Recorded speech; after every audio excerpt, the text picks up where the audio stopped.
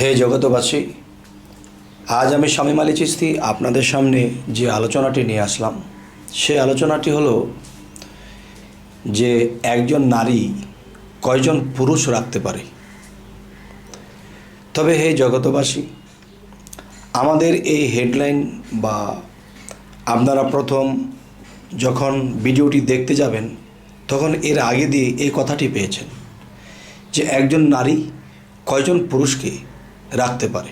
যে যদি আমরা ওইভাবেও যাই যে একজন পুরুষত্ব এবং নারীত্ব, তো এখানে গেলেও দেখা যায় একটা নারীর সাথে একটা পুরুষ যৌবনিক দিক দিয়ে হোক বা যে কোনো বিষয়ে হোক কুলাতে পারবে না। কেননা সৃষ্টিকর্তা যখন তাদেরকে সৃষ্টি করা হয়েছে নারীকুলকে, তখন সৃষ্টিকর্তাকে জিজ্ঞাসা করা হয়েছিল যে আপনি পুরুষ খুব অল্প সময়ে আকৃতি ধারণ করালেন, সৃষ্টি করলেন, কিন্তু নারী যে শক্তিটা বা নারী যে দেহটা, এটাকে সৃষ্টি করতে আপনি একটু সময় নিলেন, এর কারণ কি?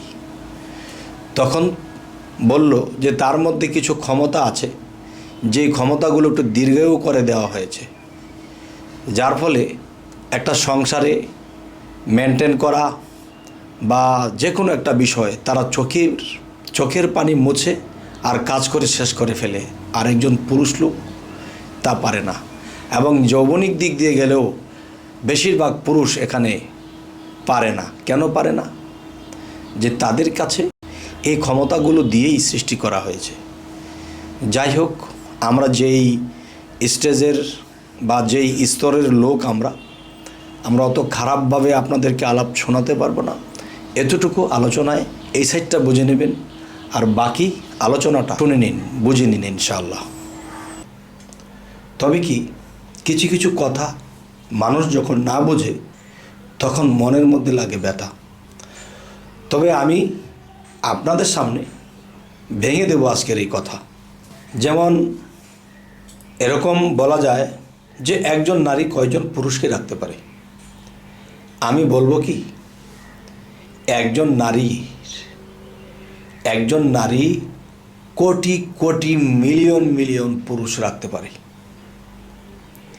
তাহলে নারীটাকেও চিনতে হবে। তবে উপর থেকে আস্তে আস্তে নিচের দিকে আসব, যে শেষে দেখি যে একজন নারী কয়জন পুরুষকে ধারণ ক্ষমতা করে রাখতে পারে। সেটি হলো যেমন মহাবিশ্ব ব্রহ্মাণ্ড। এই মহাবিশ্ব ব্রহ্মাণ্ডটি আল্লাহর সৃষ্টি, এবং এই মহাবিশ্ব ব্রহ্মাণ্ডটা নারী এবং নারী শক্তি থেকেই এই মহাবিশ্ব ব্রহ্মাণ্ডটা সৃষ্টি করা হয়েছে। এবং এই মহাবিশ্ব ব্রহ্মাণ্ডের বাহিরে এবং ভিতরে কে বিরাজ করেন?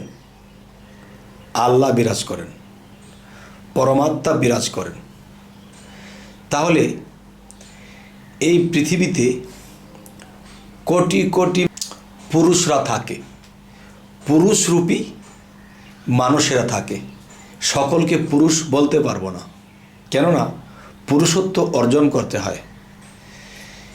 যে এই মিলিয়ন মিলিয়ন পুরুষ এই বিশ্ব ব্রহ্মাণ্ডের ভিতরে থাকতেছে, চলতেছে, এদের ভার বহন কে করতেছে? এদের ভার বহন করতেছে পরমা প্রকৃতি। আর এই প্রকৃতি হলো নারী। আর নারী কি সুন্দর, প্রকৃতি সুন্দর। তাই আমি বলবো যে এই পরমা প্রকৃতি যাকে বলা হয়, এটাই বিশ্ব ব্রহ্মাণ্ড, আকাশ, জমিন, পাতাল, এই সমস্ত কিছু নিয়ে একটা প্রকৃতি। এবং দেখা যায় এই প্রকৃতির ভিতরে আমরা জন্ম নিয়ে এসেছি। তো এখন দেখবেন যে ক্ষুদ্রের ভিতরে ক্ষুদ্র, ক্ষুদ্রের ভিতরে ক্ষুদ্র। তাহলে মহাবিশ্বটা যদি মহামানব হয়ে থাকে, তাহলে একজন মানুষ ক্ষুদ্র মানুষ। যেমন একটা মানুষের দেহের মধ্যে যদি যাই, তখন দেখা যায় কি যে রক্তের মধ্যে কীট আছে, আর সেগুলো ছাকনা দিয়ে যখন যৌবনপ্রাপ্ত হওয়ার পরে এখান থেকে আরেকটা পদার্থ আসে, সেখানে একটা ফোঁটা থেকে ৪৬ লক্ষ কীটেরও বেশি থাকে। তাহলে ২৪ ফোঁটাতে দেখা যায় এখানে কোটি কোটি জীব। আর একটা কীট যদি মায়ের গর্ভে চলে যায় তাহলে একটা সন্তান ধারণ করে। যদি দুইটা কীট চলে যায় তাহলে দুইটা সন্তান ধারণ করে। তাহলে এই পৃথিবীতে দেখা গেছে একজন নারী ১৫ জন ২০ জন পুরুষ ব্যক্তিকেও জন্ম দিতে পারে। তবে সনাতন ধর্মে দেখা গেছে গান্ধারী নামে যে একজন মেয়ে, তার গর্ভে কিন্তু ১০০ সন্তান জন্ম নিয়েছিল। তাহলে সেটি কথা নয়। তাহলে আজকের কথা হলো কি, যে একটা মেয়ে মানুষ বা একজন নারী কয়জন পুরুষকে ধারণ ক্ষমতা করে রাখতে পারে, এই হলো একটা বিষয়। আরও একটা বিষয় হলো যে এই মহাবিশ্ব ব্রহ্মাণ্ড যদি নারী শক্তি হয় বা নারী শক্তি থেকে আল্লাহ সৃষ্টি করে থাকে, তাহলে সৃষ্টি বলতেই নারী। তাহলে এই সৃষ্টির ভিতরে আমরা আবার জন্ম নিয়ে এসেছি, জন্ম এবং সৃষ্টির মাধ্যমে এসেছি। কেমন? আমাদের দেহটা জন্ম নিয়েছে, কিন্তু আমাদের আত্মাটা সৃষ্টি হয়ে এসেছে। তাহলে জন্ম এবং সৃষ্টি, এই মানব দেহটা নিয়ে আমরা উভয়ই আছি। তবে এই পৃথিবীর সমস্ত মানুষই নারী শক্তি থেকেই এই দেহের সৃষ্টি হয়েছে এবং পুরুষ শক্তি থেকে আত্মার সৃষ্টি হয়েছে। যাই হোক, আজকের যে কথাগুলো, যে একটা মানব দেহটাই মাটির দেহ, এটাই নারী শক্তি। তাহলে এই নারীর মধ্যে কি হচ্ছে? রক্তের মধ্যে কীট বহন করা হচ্ছে এবং কৃমি আছে মানুষের দেহে, তা বহন করা হচ্ছে। এবং আধ্যাত্মিক জগতে যদি যাই, দেব দেবতা, অসুর, ফেরেশতা এবং বিভিন্ন আত্মা মানব দেহে বসত করে থাকে। আর এর ভার বহন কে করতেছে? এই জীব দেহটা। জীব হলো নারী, পরম হলো পুরুষ।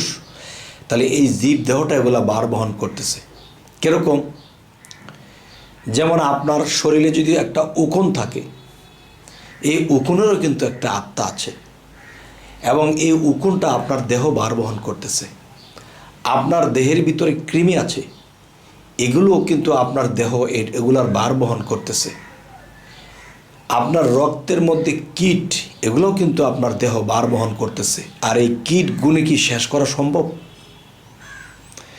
তাহলে এই মহাবিশ্ব ব্রহ্মাণ্ডে যা কিছু আছে তা আছে মানব ভাণ্ডে। কিভাবে? এইভাবে। তবে আজকের যে মূলত আলোচনা, সেটি হলো কি, একজন নারী কয়জন পুরুষকে রাখতে পারে বা ধরে রাখতে পারে বা ধারণ সক্ষমতা করে রাখতে পারে। তবে আমাদের এই কথাগুলোর একটু প্যাচ রাখা হয়। কীরকম? যেমন একজন নারী কয়জন পুরুষকে ধারণ করে রাখতে পারে, এই কথাটা একটা বিষয়।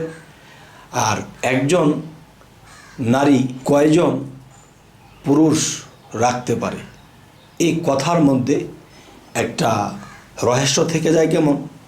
যেটা মানুষে খারাপ দিকে নিয়ে যাবে। কিন্তু মূলত কথাটা কি, যে কয়জন পুরুষকে ধারণ করতে পারে। ধারণ কি? যেমন একটা মা যখন একটা সন্তান জন্ম দেয়, এই সন্তান সেই মায়ের গর্ভে ধারণ করেছে, গর্ভ ধারণ করেছে। তাহলে বোঝা গেল কি, এরকম ২০ জন ২৫ জন সন্তান জন্ম দেওয়ার ক্ষমতা একজন মা রাখে। তবে আজকের এই আলোচনা আপনাদের সামনে করা হলো এবং কি বোঝানো হলো, অবশ্যই আপনারা আমাকে বলবেন যে এই ধরনের আলোচনা কি আপনাদের ভালো লাগে, নাকি এই ধরনের আলোচনা করব না, নাকি সামনে করব, আপনারা অবশ্যই আমাকে জানাবেন।